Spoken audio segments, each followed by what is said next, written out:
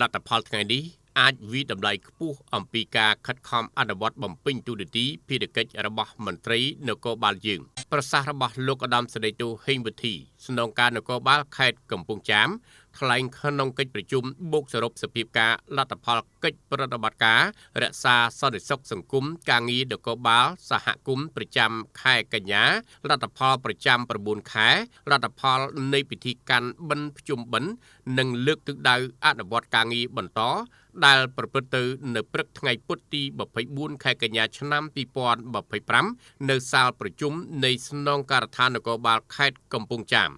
ដោយអនុវត្តតាមអនុសាសន៍ដ៏ខ្ពង់ខ្ពស់របស់ឯកឧត្តមនាយឧត្តមសេនីយ៍សថេតអគ្គស្នងការនគរបាលជាតិនិងឯកឧត្តមអ៊ុនច័ន្ទដាអភិបាលនៃគណៈអភិបាលខេត្តកំពង់ចាម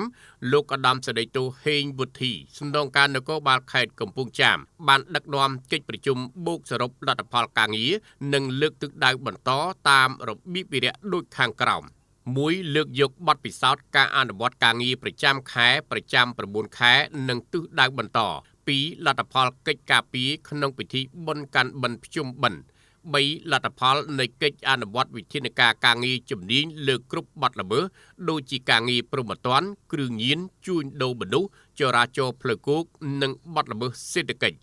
4ការអនុវត្តគោលនយោបាយភូមិឃុំសង្កាត់មានសុវត្ថិភាព5លទ្ធផលនៃការផ្ដល់សិភៅស្នាក់នៅសិភៅគ្រួសារនិងអត្តសញ្ញាណប័ណ្ណសញ្ជាតិខ្មែរជូនប្រជាពលរដ្ឋនិងបងប្អូនពលករ6ការអនុវត្តការងារ Hotline ជាមួយជនបរទេស7ផ្សព្វផ្សាយសេចក្តីជូនដំណឹងរបស់ក្រសួងមហាផ្ទៃ8ការត្រៀមលក្ខណៈក្នុងផែនការការពារក្នុងពិធីផ្សេង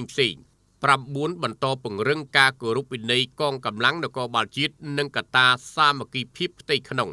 ជាមួយនឹងលទ្ធផលដែលទទួលបានក្នុងការអនុវត្តការបំពេញតាមទូនាទីភារកិច្ចរបស់នគរបាលជាតិនៃស្នងការដ្ឋាននគរបាលខេត្តកំពង់ចាមនាពេលនេះលោកឧត្តមសេនីយ៍ស្នងការបានលើកការកោតសរសើរនិងវិតម្លៃខ្ពស់ចំពោះការខិតខំប្រឹងប្រែងអនុវត្តវិធានការកន្លងមកនេះប្រកបដោយស្មារតីទទួលខុសត្រូវដែលអាចឆ្លុះបញ្ចាំងអំពីសកម្មភាពយ៉ាងសកម្មគ្រប់ផែនការងារជំនាញរហូតដល់ថ្នាក់មូលដ្ឋាន